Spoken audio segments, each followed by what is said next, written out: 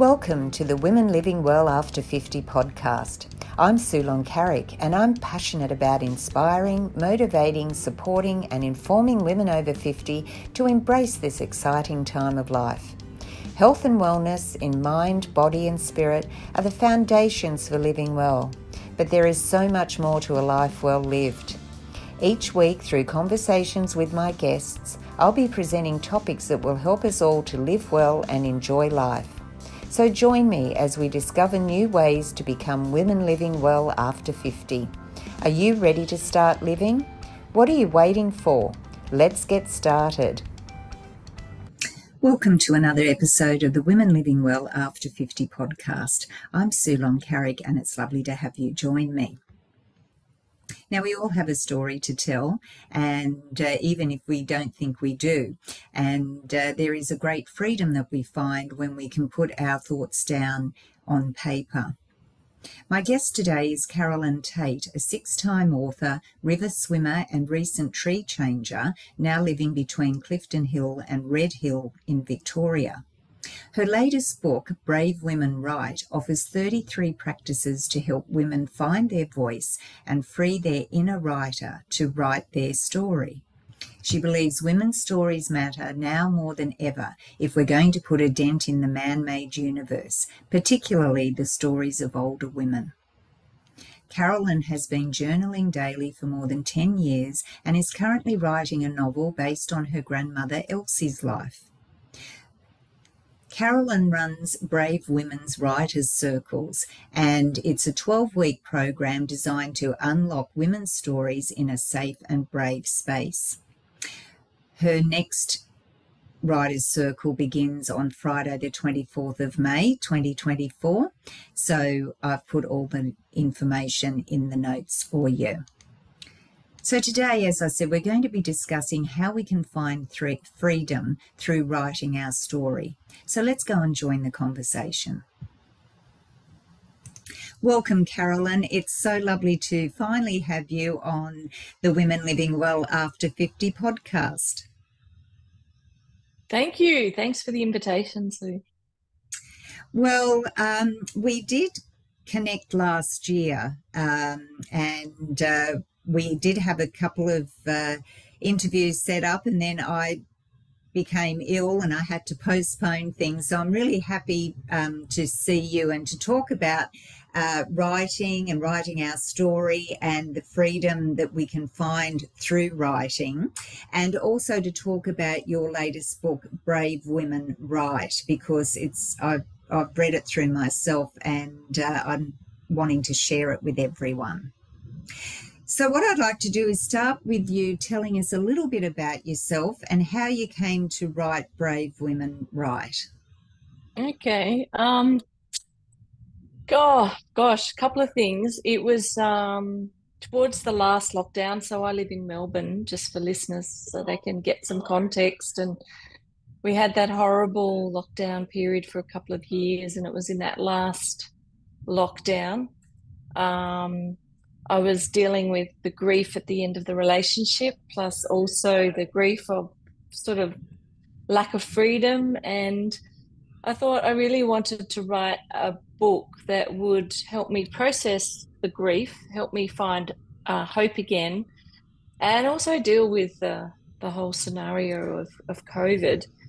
And I thought there must have been many other women out there like me who were experiencing different ups and downs in their lives. And I've really, in my life, writing has been the most incredible healing tool for getting through those ups and downs. So I thought I'll show women how to use writing as a way to deal with their grief as well. So it was a self-healing book, but it was also thinking about the women that would read it and that could really use writing as a way to sort of I don't like the term work through grief, perhaps work with grief, because I think for many of us, grief doesn't ever leave us. It's there in some way, shape or form at various times, and writing is a way to writing is a way to work with grief and find hope and create amazing things for our lives.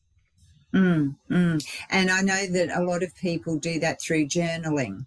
Mm. And, you know, sometimes you just got to get the words down onto paper, your feelings and your thoughts, and it doesn't matter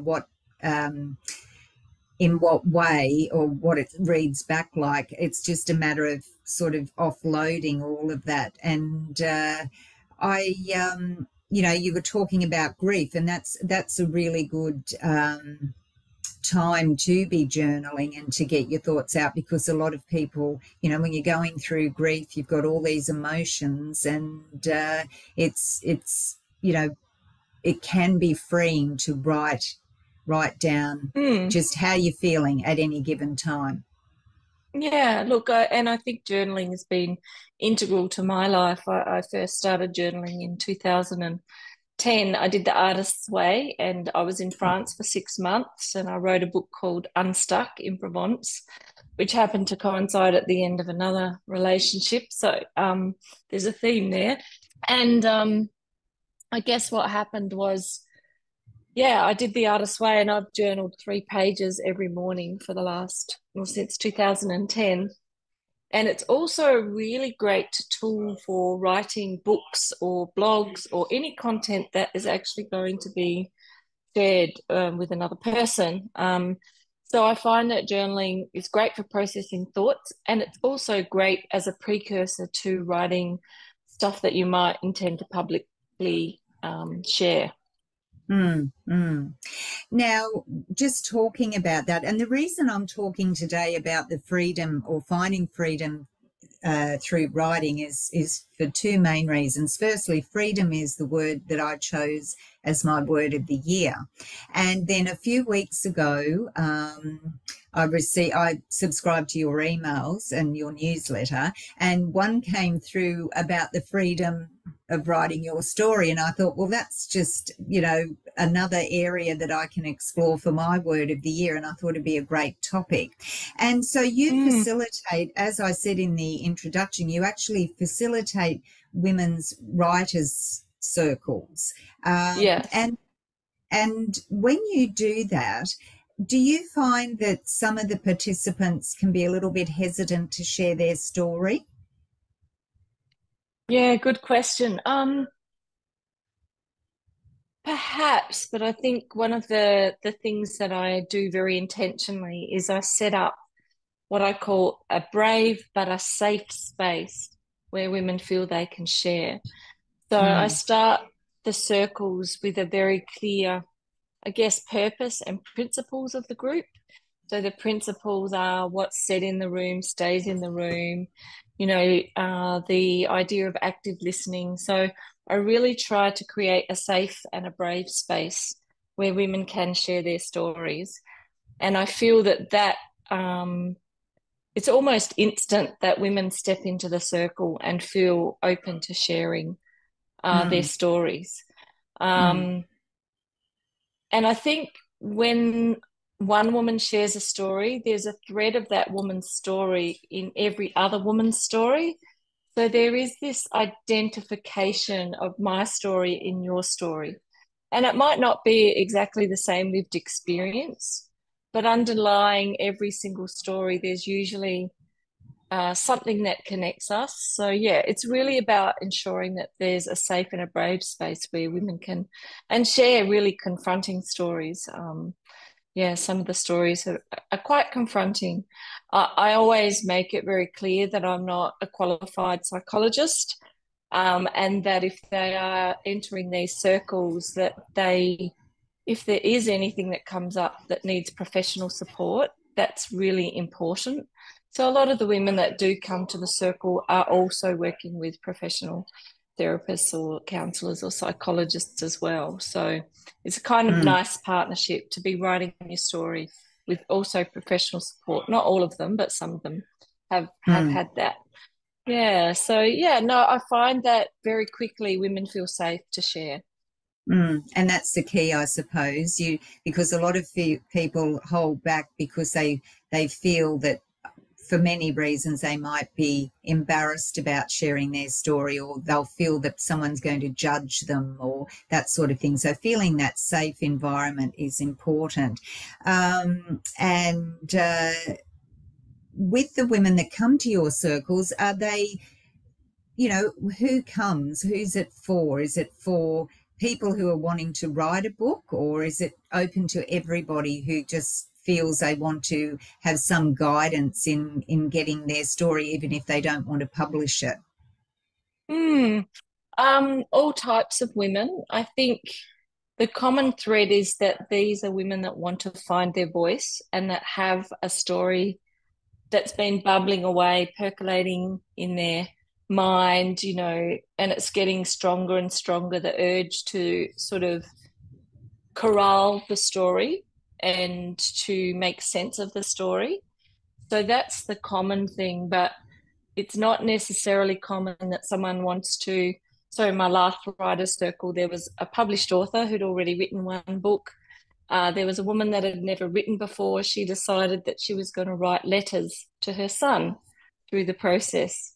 Another woman was writing her grandmother's story, and she started writing it, and through the process of being in the circle realized that her grandmother's still alive, that the best way to capture the stories was through interview and through audio and through sitting with her grandmother and looking at photos and putting the photos and the words into some kind of structure, and that's just got to be shared with her family, for example. So I don't find that the women that join the group necessarily have a goal to publish a best-selling book. They are coming there because they feel their story needs a place in their lives, and they capture it in a way that best suits them. Autobiography, novel, short stories, blogs, you know, there's all sorts of ways that we can capture these stories.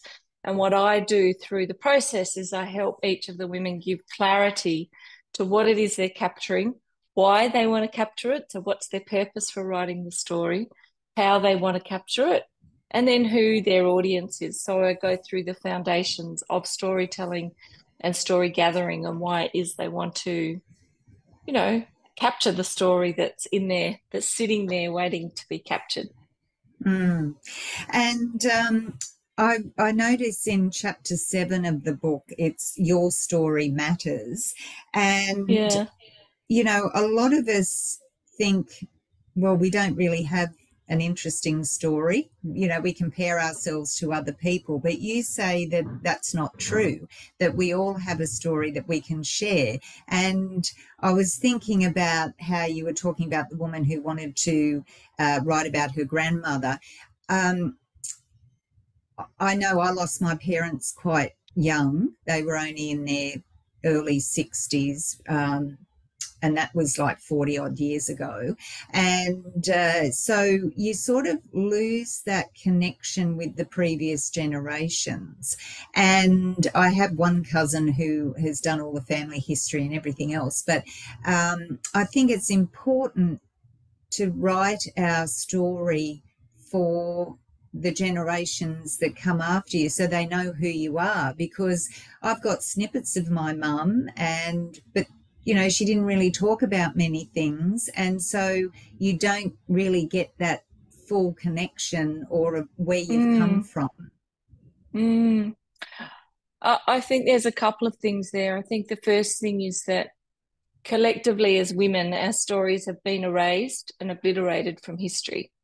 So if you think about, I just read a book called Wifedom by Anna Funder, and it's literally about the woman behind George Orwell that made him who he was, and her story is finally being told. And it's the same even in everyday families like ours. Like, women's stories have been obliterated, or they've been erased, or they've been minimized, and it's usually the men's stories that have sort of captured that have sort of, the family history has been built on the patriarchal lineage of families. It's particularly in my own family. On one side, my grandfather was the farmer and all the stories are about him. And on the other side, He was a good footballer, and all the stories are about football.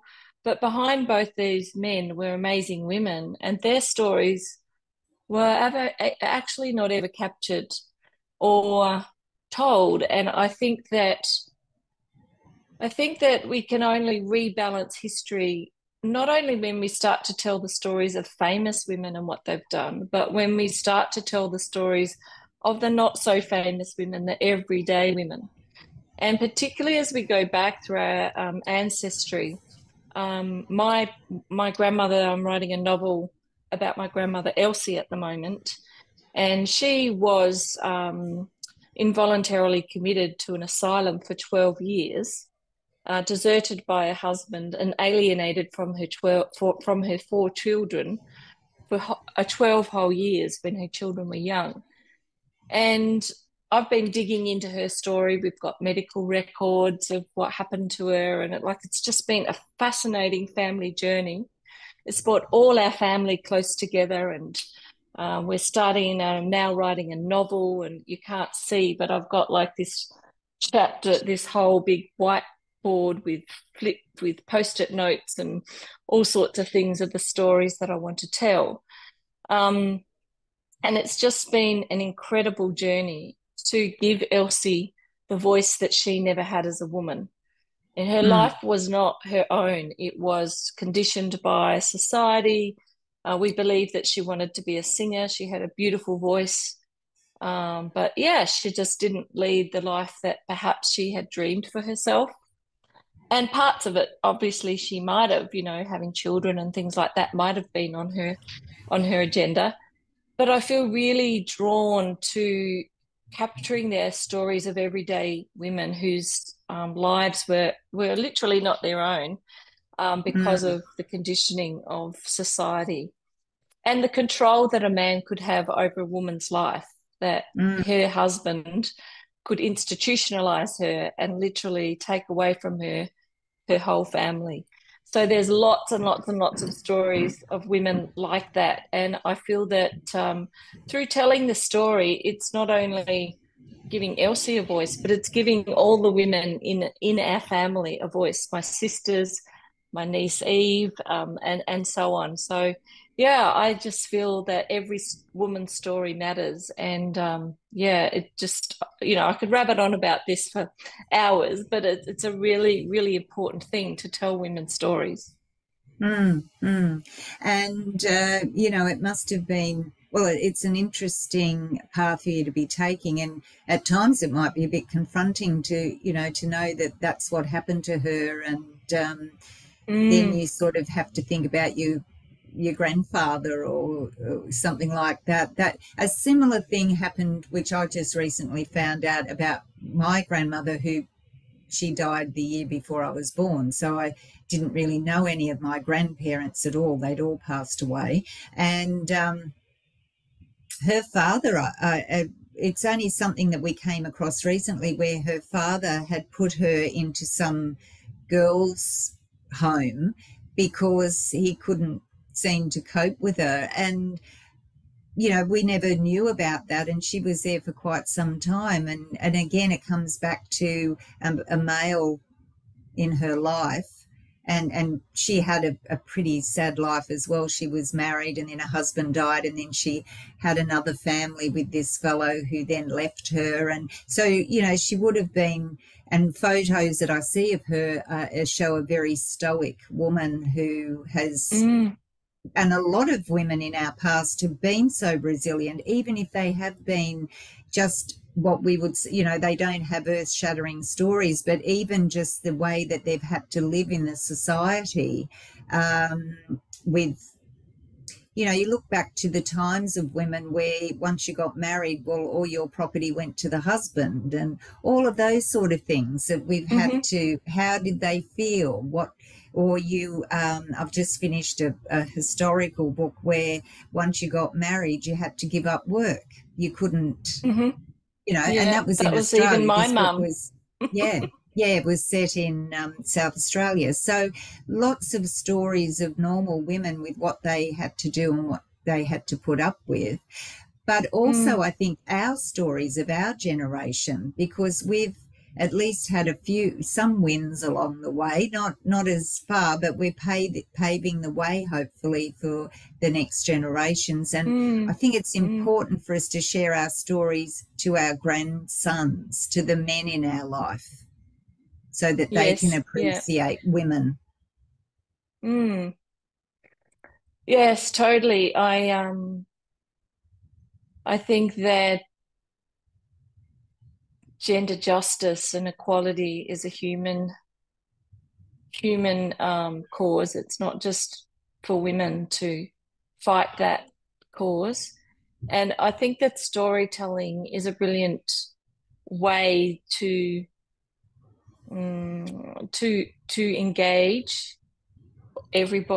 engage people, to engage men, and to engage women, all genders for that matter. But I think the storytelling piece is, and it also is the creative piece and the enjoyable piece. So I say that I'm writing a novel about my grandmother because there are a lot of parts of her life that we don't know, that I'm just going to have to make up. So there's only 4 photos of her that I've been able to uncover from her whole life. And so there's, I just find that tragic that, there's 4 photos from her whole life we've been able to get. So there's a lot of things that we don't know. And writing the fiction enables me to tell a feminist story, and a story of with the injustice that occurred against her that she may not have believed was injustice, but we can only look back now and just see how unequal the situation was. Also, inserting fiction into it means that it's much more creative and will appeal much more to a mass audience. So if I was to write her book as a autobiography, it would just be what I would know based on only the facts that I know, that would only probably be of interest to my immediate family. Whereas by writing a novel and inserting thoughtful fiction into the facts of what happened in her life, I'm going to write something that is going to be more appealing and more thought-provoking and have wider appeal. So when in the circles I talk to women about all the different ways they could actually write the story, whether it's written as a factual piece, whether it's written as fiction, whether it's written as a story in relation to my own story or the women's own story. So there's lots of ways to sort of coalesce a story. But for me, I've chosen to write a novel. It's my next sort of, because I've written 6 books now, and for me, writing a novel is far, far more challenging. I'm stepping out of my writing comfort zone because it requires a whole different level of skills. If you were new to writing, you might write something a bit more factual or a bit more sort of not so challenging as writing a novel, for example. So so that's why I'm writing a novel, but it's not for every woman who wants to write their story. No. And you talk about stepping out of your comfort zone, and I think it could have been you in your newsletter, but you said stepping out of your comfort zone from behind the bars can be daunting. Yeah. So even though we have the freedom to write or to tell our story, it can be a little bit scary or daunting. And why do you think that is? Oh, I think that our greatest fear in the first circle, I asked the women to write down all their fears associated with writing their story. And I could then get them to journal about what their top fears are and how they might step out of those fears. So I asked the question, what's the worst thing that could happen if that fear comes to life? And what's the best thing that could happen? So I give them a process to sort of journal through their fears, because fear is probably the number one block to actually writing the story. And there's fears that I can't write. I don't know how to write. My writing's not very good. There's fear that people will judge us from our stories. It's fear that we'll offend people in our lives, or that we'll write in a way that will upset those that are close to us. For me, my biggest fear in writing my grandmother's story is actually what my father will think of it, because I'm not painting his father in a very good light. Good light. And he has a different perspective of what his father was like as compared to his three sisters and so on. So, you know, there's some sensitivity in writing the story so that it doesn't offend my father. So there's lots and lots of fears. You could write 101 fears. I suggest writing 33 fears and working through them. But most often the fears are unsubstantiated. I think we care that other people think more about things than we actually care. You know, I remember when I wrote Unstuck in Provence, it was my son featured very heavily in that book, and he was 12 at the time. And I was so excruciatingly scared about what he would think about having his life printed and published on the page. And I remember giving him the manuscript, and I was like, oh my gosh, what's my son going to think of it? And he barely glanced at it, and he threw it at me and he said, hey, Mum, just a couple of changes, go for it. I think women will love it. Like, he really didn't care too much. And I think that's part of it. We kind of over intellectualize what other people are going to think about our writing. We've got to get on and do it for ourselves and not care what other people think, which is a hard thing to do. But yeah, that's often the biggest limiting fear, is writing something that's going to be criticized, judged, ridiculed by other people. But I think very often it doesn't happen like we think it might happen. No, that's right. And you will have, as you know, you might have some people who are, oh, why are you doing that, or why are you writing it? But there'll be others who are your cheerleaders. And I know in the book, I think you talk about you being your own cheerleader and why you need to be that way. Yeah, definitely. You need to just have a healthy dose of self-confidence, or find that self-confidence. But I also think having a support group is really important. So I have my own writers group. There's 4 women in that group, and we meet regularly. We write together. We share our ideas with each other. I have the Brave Women Writers Circles as well, which is a great way to share your stories. I also, even in my grandmother's story, I've got my cousin and my sister and other people, other characters in our family who are supporting the writing of this story. So, and my partner, I think very often it's our partners that are the worst or our mothers, or people that are really close to us. Really be careful about those characters and those people that are closest to us, because they can actually railroad our dreams. And so it's good to enlist their support and tell them why you're writing what you're writing and how they can best support you. And yeah, so we all need a cheer squad. Most often other women, but also the important people in our lives need to be enlisted. So when you're taking yourself off for a few days on your own and you're writing your story, ensure that they understand why it's important to you, and enlist their support, I think, is important. And I think what you have to do before you do that probably is to really make the commitment yourself to, you know, is this something that I really want to do, and how can I make it happen? And do I believe in myself? And if you can overcome that, then you can show your passion for that particular project, even if it isn't writing a book. If it's something else, it's more about if you show that passion, that this is something that's really important to me, then your close relationships are obviously or hopefully going to be more supportive, because they can see that it's something that you really want to do. And if you explain, as you say, why, then they can understand. If you just take yourself off and lock yourself away and they don't know what you're doing, they'll probably be thinking, oh, what have I done? So yeah, I think making that commitment to yourself, if it's something you really want to do. Yeah, totally. And you know, in the book, I talk about making a grand gesture to your writing or to your story. And that might mean taking a few days away on your own to start writing, or even just to start thinking. I think a lot of the storytelling is actually done in our subconscious and conscious before we even start to write.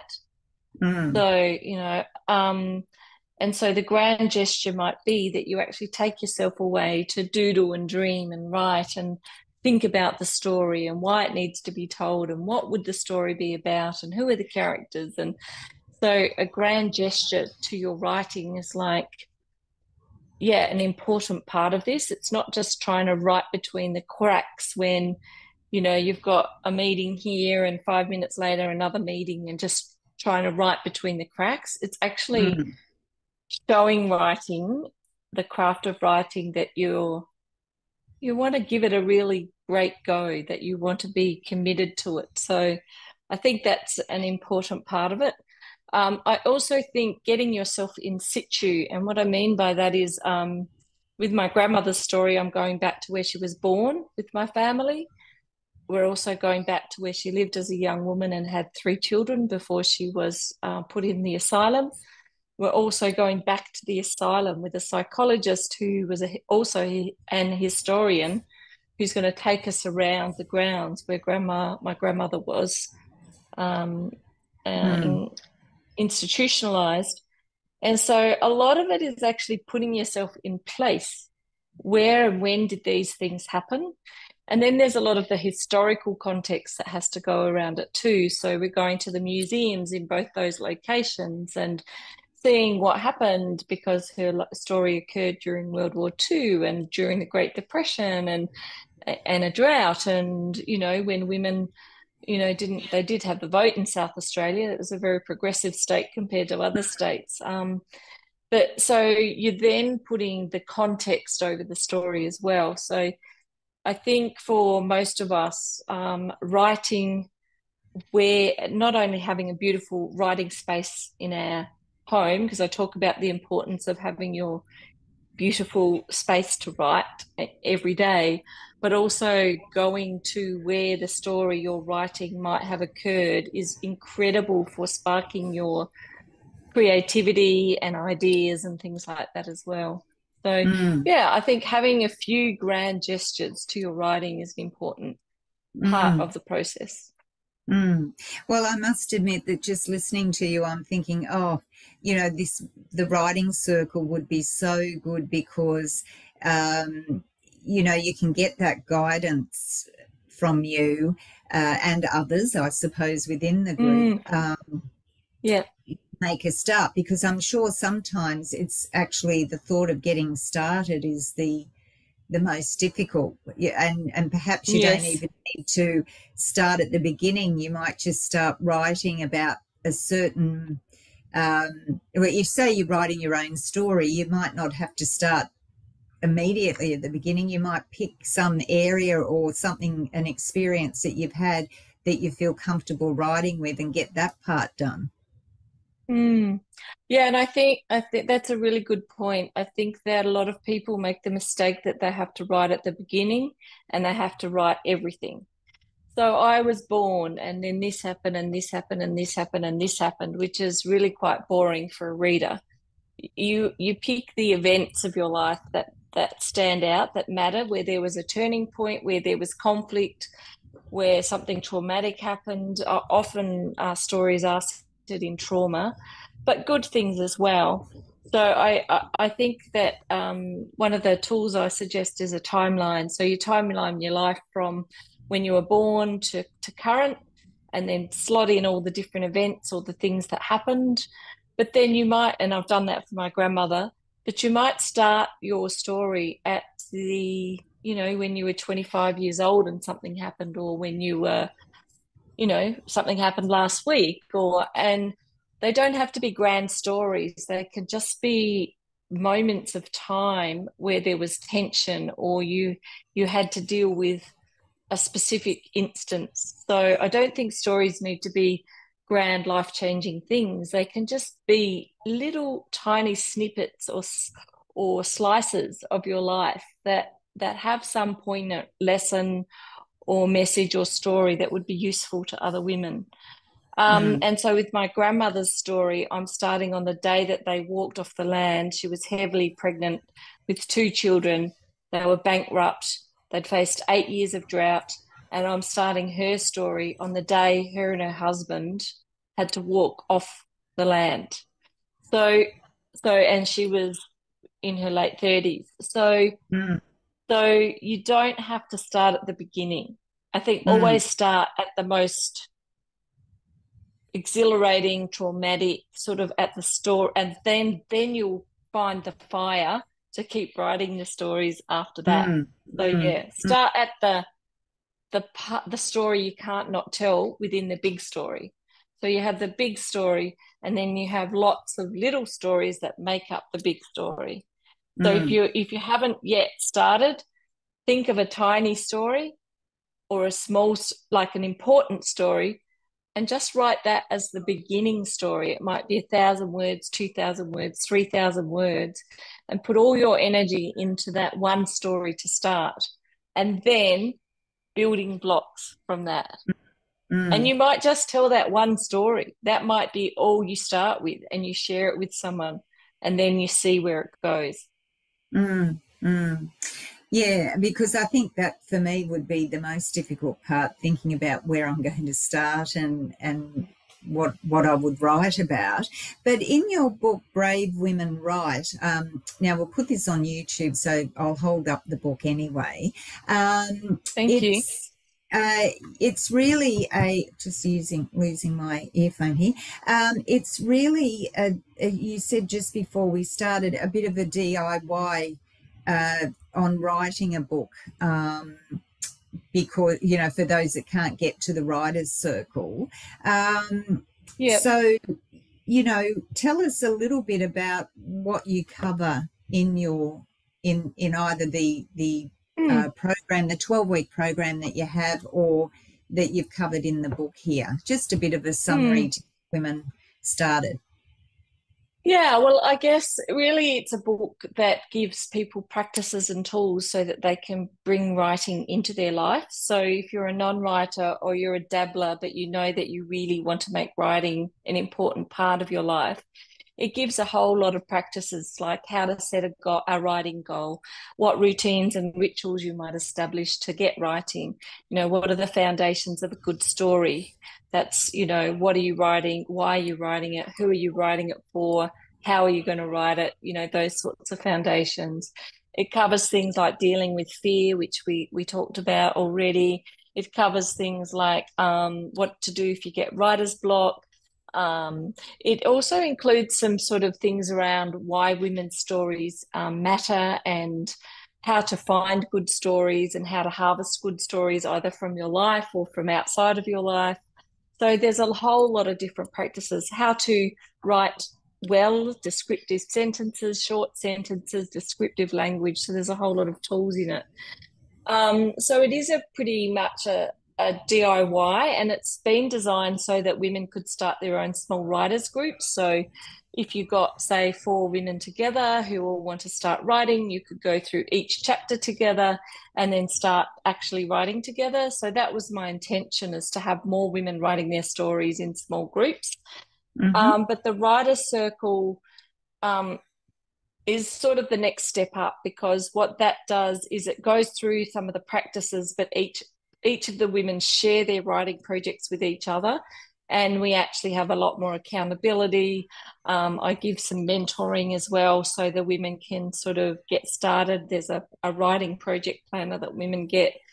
So yeah, that's a step up. And it's a 12-month course, so it's a 12-week course, where women get connected to a small group of other women, but they get my mentoring and support along the way. Yeah. And Yeah. I also just want to read, that's on the cover. It says, a powerful manifesto for women who yearn to write for personal and planetary change.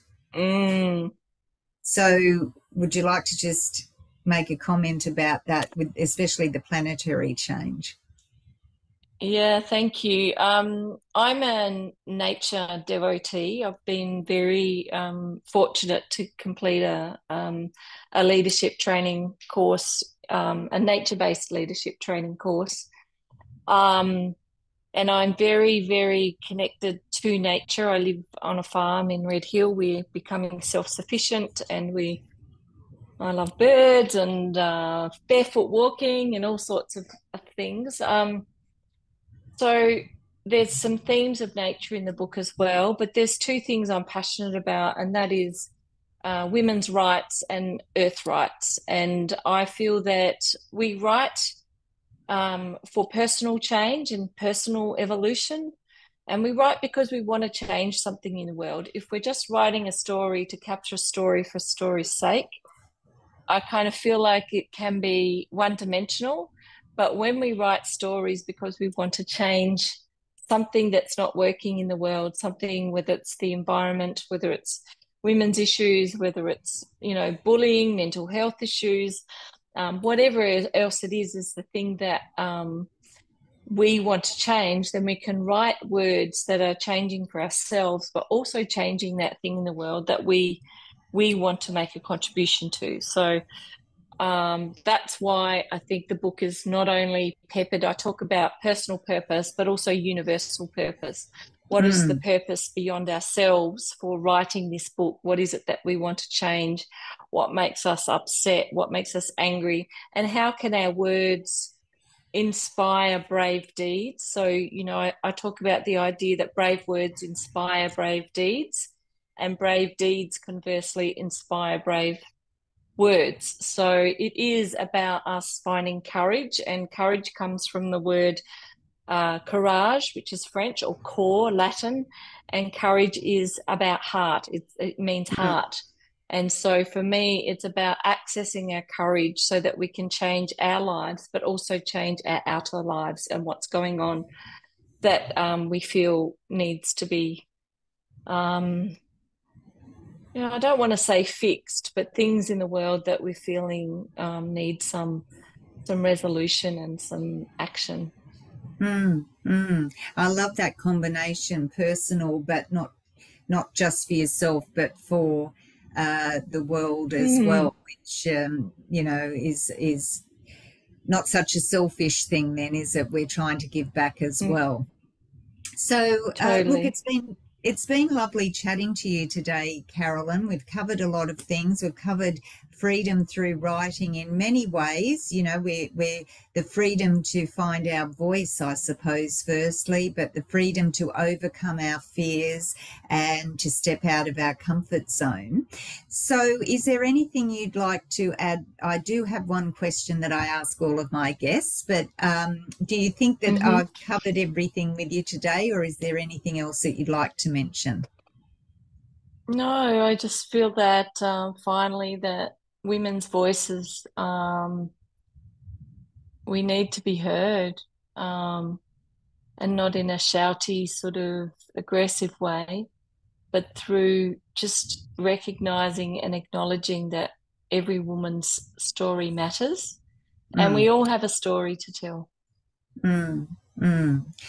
Well, just finally, a question that I ask all of my guests is, what does being a woman living well mean to you? Well, my last book was called The Purpose Project before this one. And I think it's being true to ourselves and actually living life with meaning and purpose. I mean, that to me is fundamental to my life. Living well means doing work that I love, that is of service, but also looking after my health and my well-being, family, friends. I mean, the list could go on, but yeah, living true as a woman to myself, definitely. Great answer there, because I mean, we all want to look after our health and well-being. That comes first, but there's so much more to a life well lived than just our health and wellness. So thank you so much for joining me today, Catherine. I'll be putting all the notes to do with your 12-week program and also the book Brave Women Write in the show notes and all the links. And I would encourage now, I'm assuming that this is a circle. Do you do it online or do you do it in physical meeting? Yeah, it's all online on Friday mornings from 8 till 9:30, and there's 2 days where we do gather in Melbourne. So if anyone is interstate, there are 2 days that we do gather together. So they are not essential to attend, but I do encourage people. The last circle, women did fly in from Sydney and Queensland, so. Mm-hmm. So yeah, and it's a great way to have your story heard, but also hear other women's stories as well.